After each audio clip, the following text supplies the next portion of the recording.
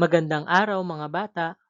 Muli, ito si Teacher JM at tayo mag-aaral na Makabansa 2 ng Revised K-12 Curriculum na may paksang mga kilos batay sa sektor ng agrikultura sa ikatlong markahan, unang linggo.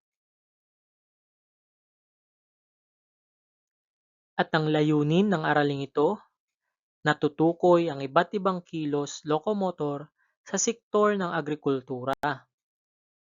Pangalawa, na isasagawa ang mga kilos lokomotor sa sektor ng agrikultura. Ano nga ba ang kilos lokomotor? Ito ay tumutukoy sa mga galaw o kilos na inaalis ang katawan sa kinakatayuan o pwesto. Ang mga kilos lokomotor na may kinalaman sa iba't ibang gawain agrikultural. Una, pag-aararo. Pangalawa, pagtatanim. Pangatlo, pag-aani. Pang-apat, pangingisda. Panglima, pag-aalaga ng hayop.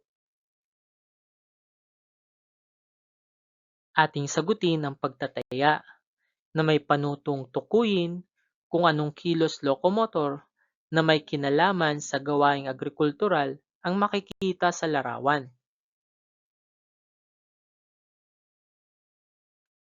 Una, anong kilos lokomotor ang pinapakita sa larawan?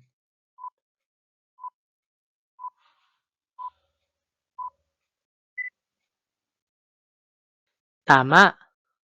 Ang wastong sagot ay pangingisda. Pangalawa, anong kilos lokomotor ang pinapakita ng nasa larawan?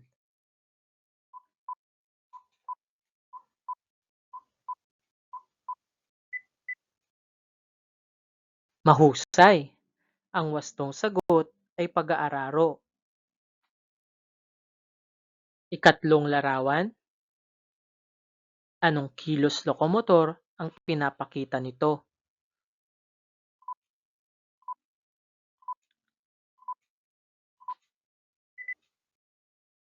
Magaling!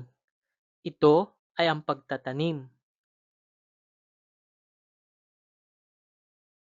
Pang-apat na larawan, anong kilos lokomotor ang pinapakita nito?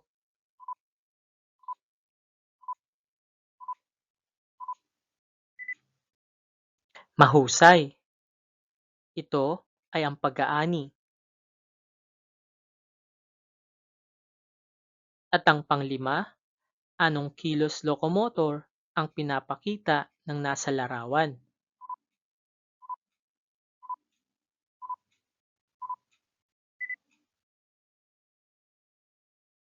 Magaling! Ang wastong sagot ay pag-aalaga ng hayop.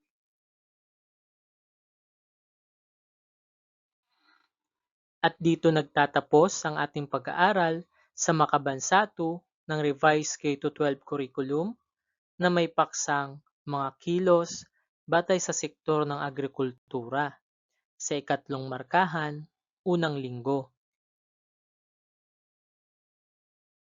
Maraming salamat sa inyong pakikinig. Muli, ito si Teacher JM at huwag kalimutang mag-subscribe sa ating YouTube channel. Please like, comment and share, and click the notification bell for more videos.